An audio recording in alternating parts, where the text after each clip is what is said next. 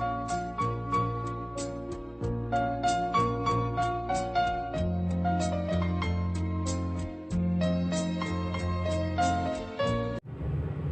दोस्तों, इस वीडियो में हम लोग वास्तविक संख्याओं और उनके दशमलव प्रसार के बारे में जानेंगे। ठीक, तो इस अनुच्छेद में हम लोग एक अलग दृष्टिकोण से अपरिमेय संख्या और परिमेय संख्याओं में अंतर स्पष्ट करेंगे, वो भी दशमलव प्रसार के द्वारा। तो चलो हम लोग स्टार्ट करते हैं। जैसे मान लो कोई भी परिमेय संख्या हो 10/3, ठीक, तो 10/3 का यदि हम लोग दशमलव प्रसार करें तो यानी कि अंश में हर का भाग दें, यानी कि अंश में हर का भाग दें, तो ये कुछ इस तरह होगा।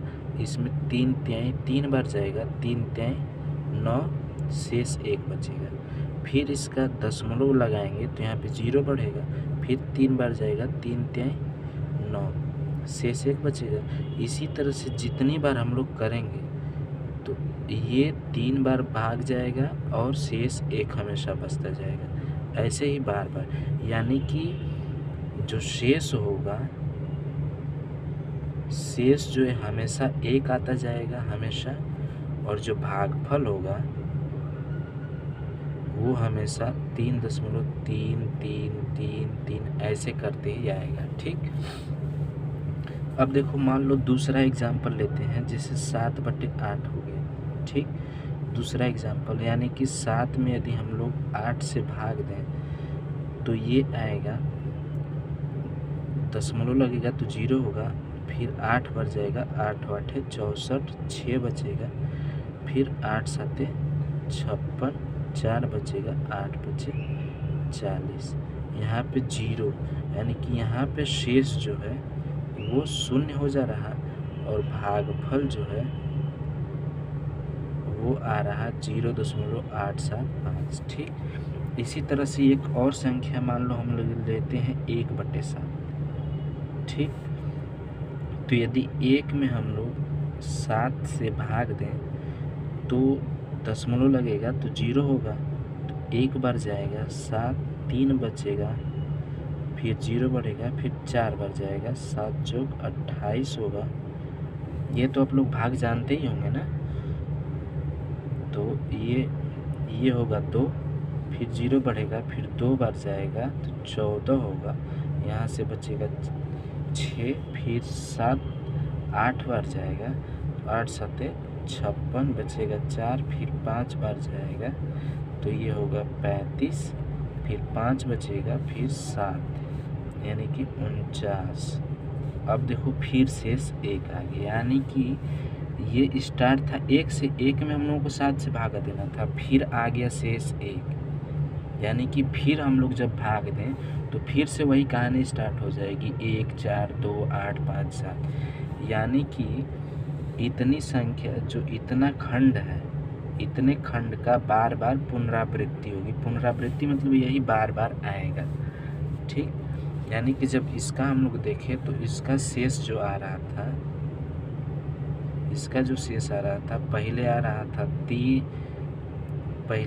आ रहा था, फिर 2 आ रहा था, फिर 6 आ रहा था, फिर 4 आ रहा था, फिर 5 आ रहा था, फिर 1 आ रहा था, ये शेष।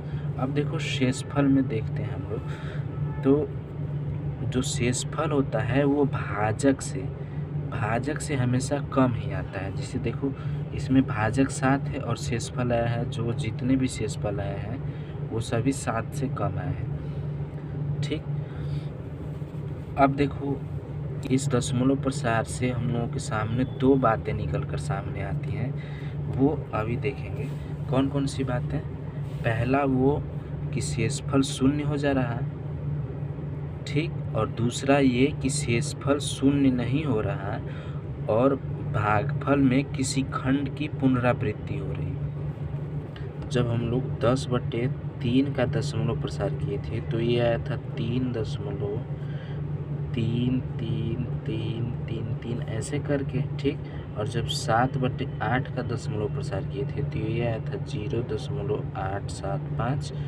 और जब हम लोग 1/7 का दशमलव प्रसार किए थे तो ये आया था 0.142857। ठीक, ऐसे ही इसकी पुनरावृत्ति होती है इस संख्या की। देखो, जिस खंड की पुनरावृत्ति होती है उस पे हम लोग बार लगाते हैं। जैसे इसमें 3 की पुनरावृत्ति हो रही तो इसको 3.3 पे बार लगा देंगे। ठीक, इसमें चूंकि शेषफल 0 आ जा रहा तो इसमें बार नहीं लगा। अब इसमें 0.142857 इतने खंड की पुनरावृत्ति हो रही तो इस पे इस तरह से एक बार लगा देंगे। ठीक, अब देखो इसमें 2 स्थितियां सामने निकल कर आती हैं।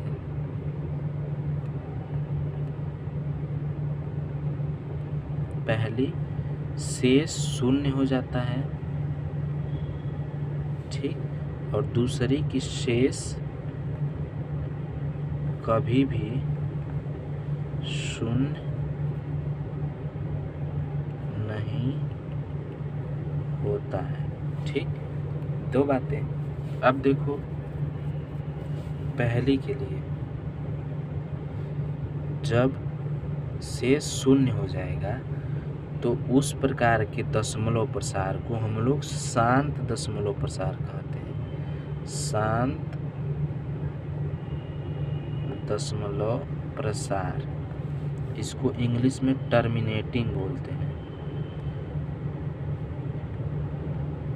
ठीक, और दूसरी स्थिति में जब शेष कभी भी 0 नहीं होगा तो उसको हम लोग बोलते हैं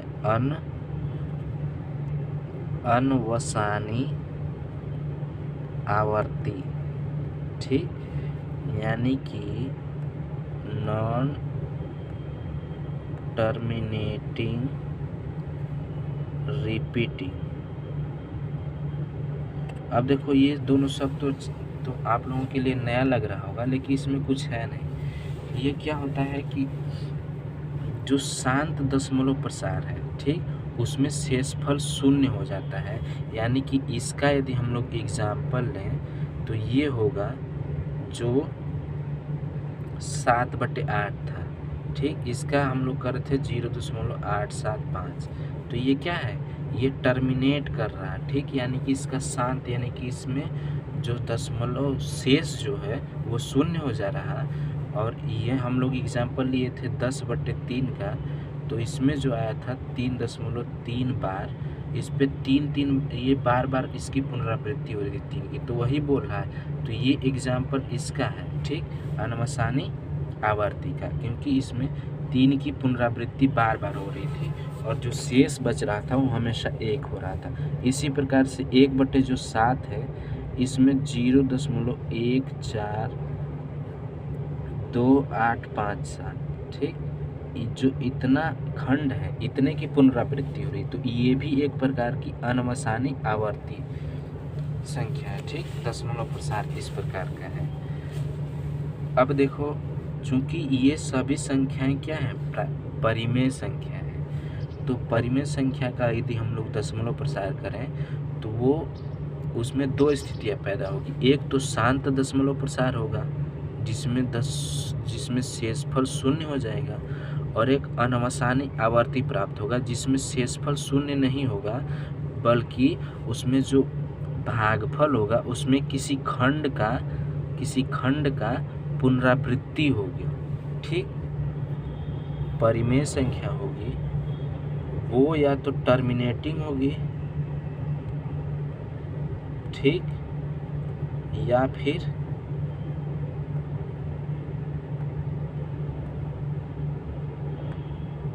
नॉन टर्मिनेटिंग रिपीटिंग होगी। और जब टर्मिनेटिंग होगी तो उसमें शेषफल जो है 0 आ जाएगा। जैसे हम लोग एग्जाम्पल लिए थे 7/8 का, इसका भागफल आया था 0.875 और शेष जो था वो 0 आया था। और इसी तरह से हम लोग नॉन टर्मिनेटिंग रिपीटिंग में हम लोग एग्जाम्पल लिए थे 10/3 का, तो इसका शेष हमेशा कितना रहा था, 1 आ रहा था, और भागफल जो आ रहा था 3.3 बार, यानी कि जो 3 की बार बार पुनरावृत्ति हो रही थी। इसी तरीके से हम लोग 1/7 लिए थे एग्जाम्पल में, तो इसमें 0.142857 इतने अंक की पुनरावृत्ति हो रही थी। ठीक, दशमलव प्रसार के द्वारा परिमेय संख्या या तो टर्मिनेटिंग होगी यानी कि शांत होगी, या फिर नॉन टर्मिनेटिंग रिपीटिंग होगी यानी कि अनवसानी आवर्ती होगी। ठीक, अब देखो चूंकि अपरिमेय संख्या जो है परिमेय संख्या का उल्टा होती है, यानी कि जो अपरिमेय संख्या होगी वो होगी नॉन टर्मिनेटिंग, नॉन रिपीटिंग, ना तो वो टर्मिनेटिंग होगी ना ही रिपीटिंग होगी। ठीक, जैसे कि एग्जाम्पल में हम लोग लेंगे तो ये 0.150015 ऐसी जो संख्या आएगी ये आएगी अपरिमेय संख्या में, जो कि नॉन टर्मिनेटिंग है और नॉन रिपीटिंग है। ठीक, तो इस तरह से दशमलव प्रसार के द्वारा हम लोग परिमेय संख्या और अपरिमेय संख्या में भेद करते हैं। अब देखो हम लोग देख चुके हैं कि यदि संख्या p/q के रूप में हो तो इसको हम लोग कैसे दशमलव प्रसार इसका करते हैं। ठीक, अब हम लोग क्या करेंगे, यदि कोई भी संख्या दी हो दशमलव के रूप में दी हो तो उसको हम लोग p/q के रूप में कैसे लिखेंगे। ठीक, तो मान लो अब एग्जाम्पल दे दिया हो 0.3 बार का। ठीक, इसको हम लोगों को p/q के रूप में लिखना है। ठीक, q के रूप में लिखना है तो पहले क्या करते हैं कि इस संख्या को हम लोग यक्स मानते हैं, यानी कि यक्स बराबर हो जाएगा 0.3 बार। ठीक, अब देखो इसको हम लोग लिख सकते हैं यक्स बराबर 0.333333 ऐसे ही लिखेंगे। ठीक, क्योंकि 3 पे बार यानी कि 3 की पुनरावृत्ति हो रही है। अब देखो इसमें 1 अंक की पुनरावृत्ति होगी तो इसमें 10 का गुणा होगा। यदि 2 अंक का पुनरावृत्ति होती तो इसमें 100 का गुणा होता। तो यहाँ पे चूंकि 1 अंक की पुनरावृत्ति हो रही है इसलिए हम लोग 10 का गुणा करेंगे। ठीक, 10 का गुणा होगा तो यहाँ पे जब 10 का गुणा होगा तो ये जो दशमलव होगा वो बाएं साइड भागेगा। ठीक, यानी कि 1 अंक 3.3333 ऐसे आ जाएगा। ठीक, अब देखो क्या करते हैं कि ये जो संख्या है जो आई है इस संख्या को 2 भाग में तोड़ते हैं। एक भाग यक्स के बराबर आएगा और दूसरा भाग जितना बचेगा वो, यानी कि देखो हम लोग कैसे करते हैं 10x बराबर इसको लिखेंगे तो लिखेंगे 3.0 प्लस 0.3333 ऐसे करके। ठीक, अब देखो चूंकि इसको और इसको जोड़ेंगे तो इतना आ जाएगा। तो देखो ये वाली संख्या जो है ये यक्स के बराबर है। ठीक, तो ये यक्स वाला पार्ट और इस शेष जितना बचा वो वाला पार्ट, तो ये 10x बराबर हो जाएगा 3, ये तो चूंकि 3 है, प्लस ये हो जाएगा यक्स जिसको हम लोग यक्स माने हैं।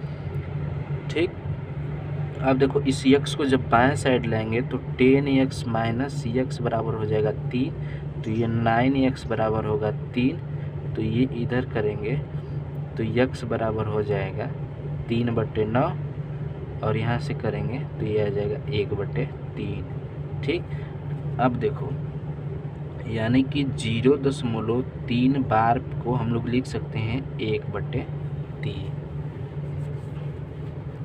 चलो अब दूसरा एग्जाम्पल लेके हम लोग देखते हैं। जैसे मान लो एक संख्या हो 0.527। ठीक, अब इसमें 2 और 7 की पुनरावृत्ति हो रही है। ठीक, 2 और 7 की पुनरावृत्ति, तो चूंकि इसमें 2 अंक का पुनरावृत्ति हो रहा तो क्या करेंगे हम लोग यक्स में 100 का गुणा करेंगे। जैसे वहाँ पे पिछले एग्जाम्पल में हम लोग 1 अंक की पुनरावृत्ति हो रही थी तो उसमें 10 का गुणा हो रहा था, इसमें 2 अंक की पुनरावृत्ति हो रही तो इसमें 100 का गुणा होगा। तो पहले क्या करेंगे हम लोग यक्स बराबर मानेंगे 527 बार। ठीक, यानी कि यक्स बराबर हो जाएगा 0.527272727 ऐसे ही होगा। ठीक, अब इसमें 2 अंक की पुनरावृत्ति हो रही है, इसलिए इसमें 100 से गुणा होगा, और जब इधर 100 से गुणा करेंगे तो क्या हो जाएगा, ये 0.2 अंक भाग जाएगा, 52.727272 ऐसे अब होने लगेगा। ठीक, अब देखो इसमें करते क्या है कि यहाँ पे जो ये अंक है, ये जो प्राप्त हुआ है संख्या, इस संख्या को 2 भाग में तोड़ेंगे, और ऐसे तोड़ेंगे कि एक भाग जो है यक्स का प्राप्त हो। ठीक, यानी कि यक्स बराबर एक भाग लिखेंगे और दूसरा भाग अलग। ठीक, तो देखो हम लोग कैसे करते हैं, जैसे 100 यक्स बराबर इसको लिखेंगे तो ये हो जाएगा 52.2 प्लस 0.5272727 ऐसे प्राप्त होगा।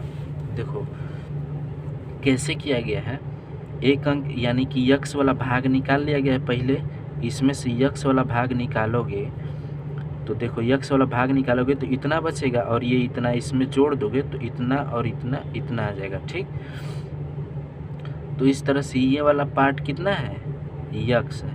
ठीक, तो हम लोग लिख सकते हैं 100 यक्स बराबर 52.2 प्लस यक्स।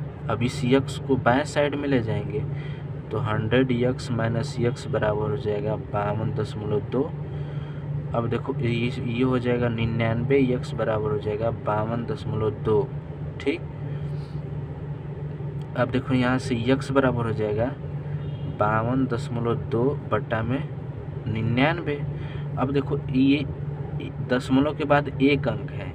ठीक, दशमलव के बाद कितना अंक है, एक अंक, इसलिए इस दशमलव को हटाने के लिए नीचे एक जीरो बढ़ा देंगे तो ये दशमलव हट जाएगा। तो इसको लिखेंगे यक्स बराबर 522 बटा में इतना। ठीक, दशमलव के बाद एक अंक था इसलिए एक जीरो नीचे बढ़ गया और दशमलव हट गया, यानी कि इतना बराबर हो जाएगा 522 बटा में 990। इस तरह से करते हैं। देखो इसमें 2 जगह बातें ध्यान देनी है। पहले तो यक्स मानना है और जितने अंक की पुनरावृत्ति हो रही है। ठीक, यानी कि जब एक अंक की पुनरावृत्ति हो रही तो 10 से गुणा होगा, 2 अंक की पुनरावृत्ति होगी तो 100 से गुणा होगा, 3 अंक की पुनरावृत्ति होगी तो 1000 से गुणा होगा। इतनी बात समझ में आई। और दूसरी बात, जब ये संख्या प्राप्त हो जाएगी तो इसको 2 भाग में इस तरह तोड़ेंगे कि एक भाग यक्स वाला प्राप्त करेंगे और दूसरा भाग जो बचेगा शेष उतना। ठीक, ये यक्स वाला इसलिए प्राप्त करेंगे क्योंकि ये यक्स इधर आके माइनस होगा। ठीक, अब देखो 2 परिमेय संख्याओं के बीच हम लोग एक परिमेय संख्या कैसे ज्ञात करेंगे वो देखेंगे।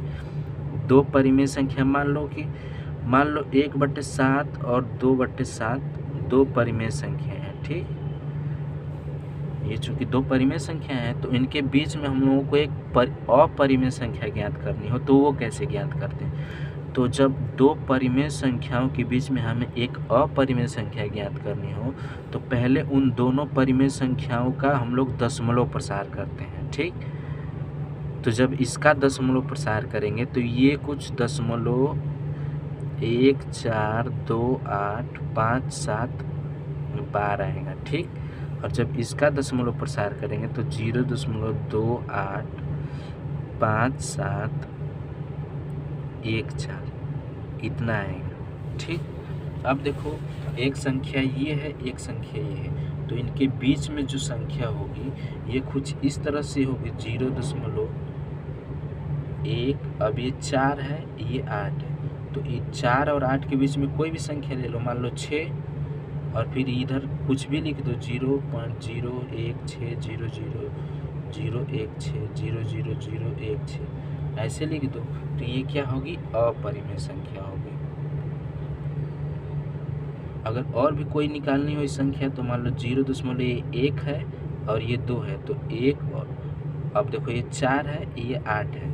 अब इसके बीच में कोई संख्या लिख दो, मान लो 5 0 1 5 0 0 1 5 0 0 0 1 5 0 0 0 1 5, ऐसे करके ये संख्या क्या हो जाएगी, अपरिमेय संख्या निकल जाएगी 1/7 और 2/7 के बीच में। अब देखो दशमलव प्रसार के 3 महत्व हैं। दशमलव प्रसार के 3 महत्व हैं, कौन कौन से हैं? पहला है कि दशमलव प्रसार के द्वारा हम लोग परिमेय संख्या और अपरिमेय संख्याओं में विभेद कर सकते हैं, यानी कि उनमें अंतर स्पष्ट कर सकते हैं। और दूसरा कि वास्तविक संख्या को संख्या रेखा पर प्रदर्शित कर सकते हैं, ठीक, दशमलव प्रसार के द्वारा। और तीसरा कि दो परिमेय संख्याओं के बीच में अपरिमेय संख्या ज्ञात कर सकते हैं।